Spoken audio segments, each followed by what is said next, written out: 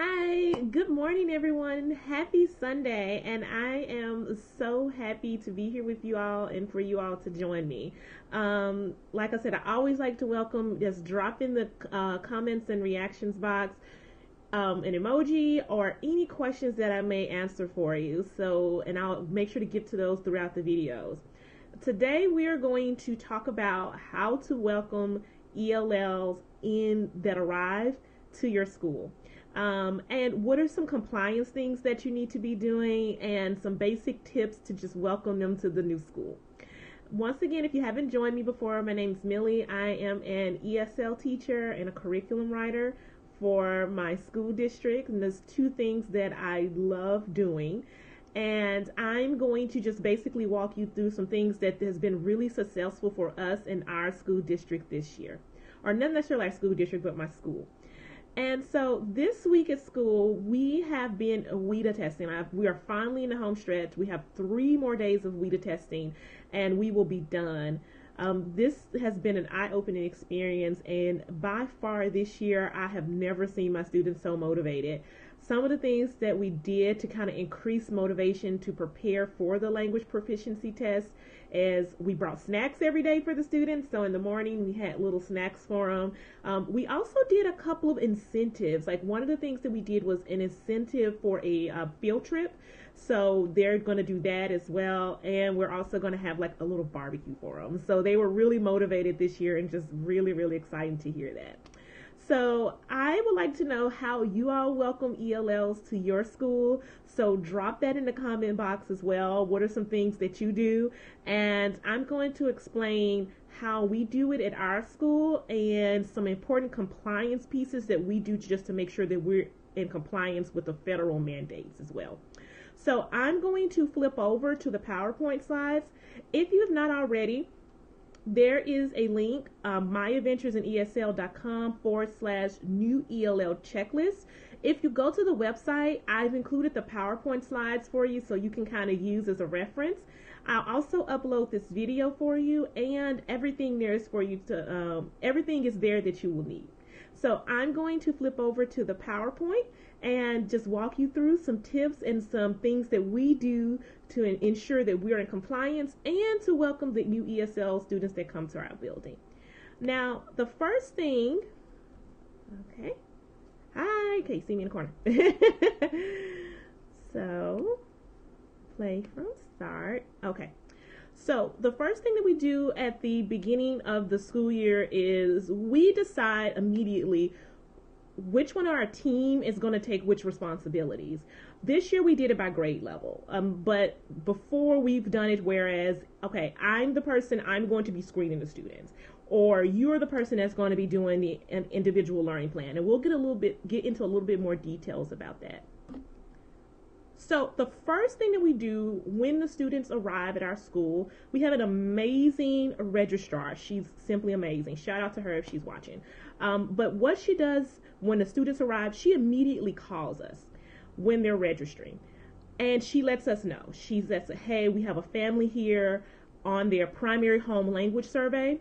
That is the survey that they fill out when they come into the school, and they let us know, there's another language that's spoken at home. They filled out a different language, and I need you all to come down, usually one person, come down to the office and welcome and meet with the family. So she immediately lets us know when they get to school, hey, I need you to come down, I need you to meet with the family. Now, taking time to meet with the family, you can learn a lot about the students and their background. This information is very valuable when you are serving your students. For example, you may learn that they may come from a situation where they're a refugee and may experience some trauma. You may learn that they have interrupted schooling, and those things are important factors that can guide your instruction. So we immediately meet with the family and we ask them some questions about maybe their educational history. It's not mandatory that they answer, but we just generally ask and let them know, if you don't feel comfortable sharing, that's fine. But, how many years were they in school? What grade? This is really important too. What grade were you in the last school you attended? You will be really taken back by that one question. What grade were you in at the last school you attended? There have been some instances where I experienced students coming into the 7th grade and the last school year that they attended was kindergarten. So definitely take time to ask these questions of the families. How well do you write in your first language? That is a very powerful question too, because if they have a strong background in their first literacy background in their first language, that sometimes can really determine how well they'll do in English as well, and what supports that you need to provide for them in English. And you want to ask, what subjects did you study? What language did you study in? So these are some general questions that our State Department provided for us. Remember, they're not mandatory. However, if they are comfortable in asking or answering these questions, please ask them to them, okay? And after they register, we provide the students with a tour of the school.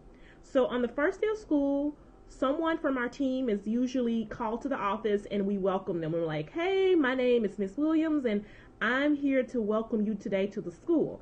I'm going to provide you with a tour, and this is what I tell them. I'm going to provide you with a tour, and usually give them a partner, somebody they can buddy up with. And not just me, but somebody on our team, we take the student around the school. We show them all the key things, like where is the lunchroom, where are all their classes, and this is a big one. I know y'all probably going to be like, seriously, how to get in a locker. That itself sometimes could take a whole day, it feels like. But all of those key things that they need on the first day of school. We explain the process, and also we have a lot of bus riders that go to our school. So we also explain the process of getting on the bus. I mean, that's a huge thing as well, because you don't want them getting on the wrong bus. So that's why it's really important if you have a buddy or a partner or another student in your class to help them through the school day. That is so key. Another thing that we do as well is we take the time to introduce the students to all of their teachers. So we'll walk around with them and we'll say, hey, this is your math teacher. This is your science teacher. And that's really big in middle school, especially with transition periods. And we also want those teachers as well to know that, hey, you have a new student here, and to take a little extra care of them. Now, this goes back to what I mentioned earlier. We have this is a federally mandated thing, so I'm sure in every state they have this as well. But you want to screen the students for language proficiency. Me personally, we have within a 14-day window in our state to do it, to complete it. I usually do it maybe like the third or fourth day, just to make sure that they're comfortable. I hate for them to start the first day and then they immediately are taking an exam. So I usually do it on the third or fourth day, but in our state we have a 14-day window to complete it. So what you need to do is we administer the home language survey. So this is the survey that basically asks the student, what is their first language? What language do they speak at home? And what language do people usually speak in the child's home? What language do they speak outside of school? If they answer English to all three of those, then we don't screen the students. However, if they answer any other language to any of those three questions, then we screen the students. And so we give the WIDA screener, but it may be different in your state, whatever screener you give. And so once we screen the students for their language proficiency, we then complete what I call, or what we have an I can chart. Now, this is the one for WIDA, and I want to note, this is free. It doesn't matter if you're a WIDA state or not. You can still use this resource. It is a very powerful resource. So we complete the chart based on what scores the students got, or what scores the students received on their language proficiency exam. Now, we then administer this chart to all the teachers that they are taking. On the chart, it lets the teachers know what they can do in each of the 4 domains. Now, if you're not familiar with the 4 domains of language are listening, speaking, reading, and writing. And in this case, oral language. So if the student had a level 1 on each domain, we just put their name under students, and I'll provide you with a chart as well. We'll look into it a little bit more detail. But I'll provide the student's name here, and then, like I said, we provide it to the teachers. That way the teachers are aware what the students can do at each level. And that way the teachers can then differentiate their instruction. They are able to provide scaffolds for their instruction. So this is a very powerful chart. Like I said, they have it for K through 12. It's free. I mean, you can I can show you the website. You can just go to the website, download it, and just use it as how it fits your needs. But it's a great chart to use to support your students. And then after that, we have what we call an individual learning plan. Now, an individual learning plan describes the academic needs and the language needs. We immediately fill this out for all of our students. It also provides you with the opportunity to set goals with your ELLs. So on the individual learning plan, they have a section, and I'll show you all in a little bit, where you can set goals or where the students' goals are. It is also a great document to allow you to collaborate with other teachers. So other teachers and the student sees throughout the day, they also put their goals for the students, and they also put their accommodations. So it's a great way to collaborate.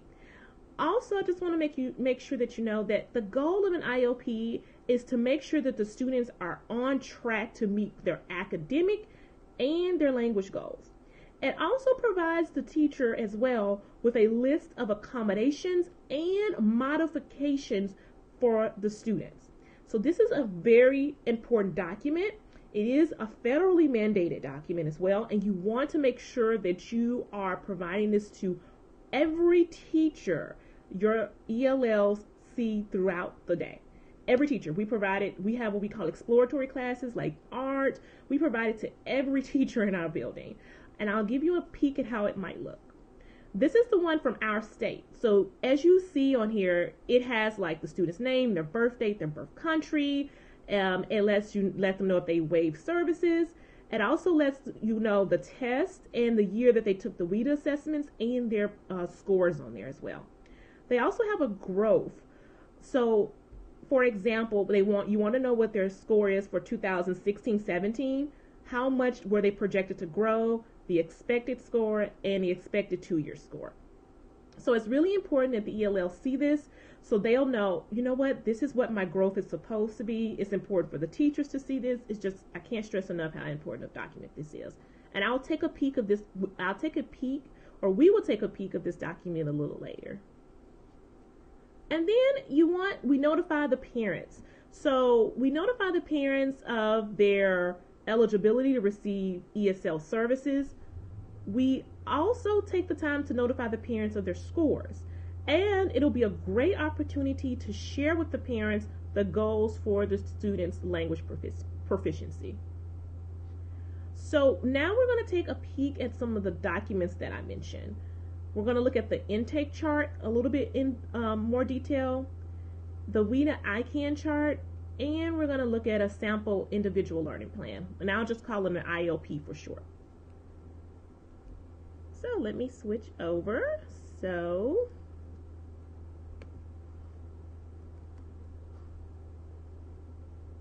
I don't know why. Okay, so right here is what they call a home language survey. And the home language survey, like I mentioned earlier, is the first step districts need to take to meet whatever federal requirements to identify the language minority students, okay? So the first thing that you do is administer the home language survey. This is normally done at registration.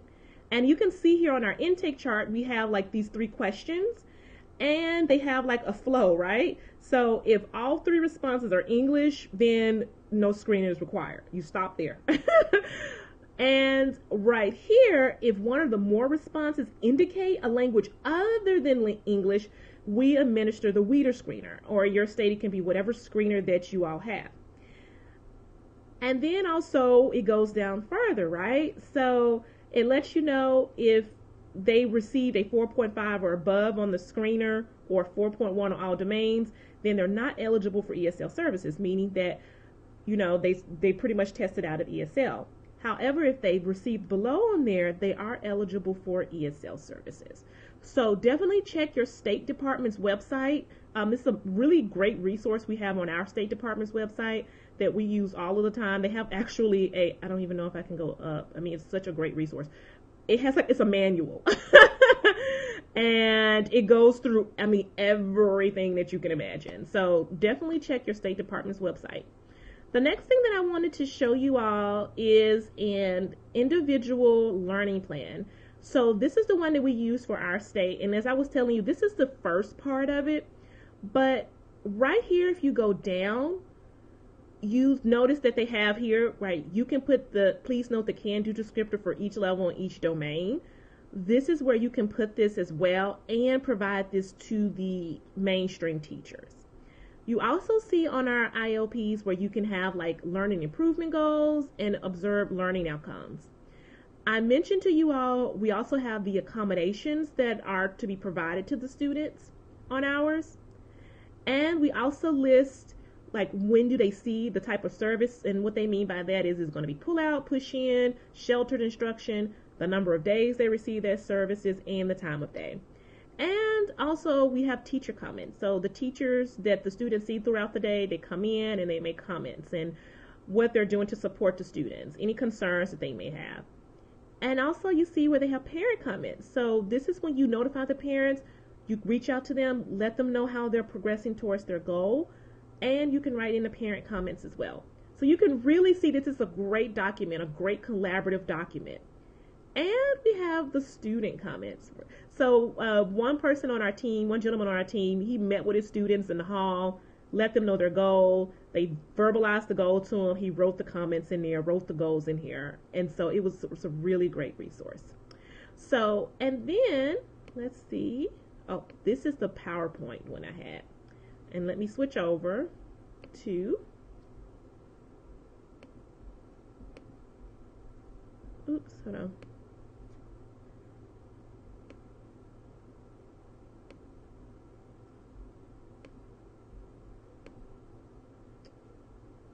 Okay, thank y'all for being patient. And here is the WIDA ICANN chart. So here you see, and I think I can write it in and play with it. You see, after you screen the students, this is what we do. We go in and then we write the student's name under each level. So let's say, for example, I was screened and then I had a level 2 on my listening. Then the teacher would write M. Williams right there. And then you can see at a level 2, this is what they generally say that what I can do at this level. Sequencing label visuals per oral directions, identifying settings or time frames in narrative informational scenarios read aloud. So if I get this as a teacher and I want to know how I can support M. Williams in my classroom, the ESL teacher has given me this document. I know that generally at a level 2 that she can sequence. So I can say to her out loud, like if this listening, hey, M. Williams, I want you to look at this picture and sequence the visuals for me orally. Can you do that for me? And so it's a great document to differentiate and scaffold for your students.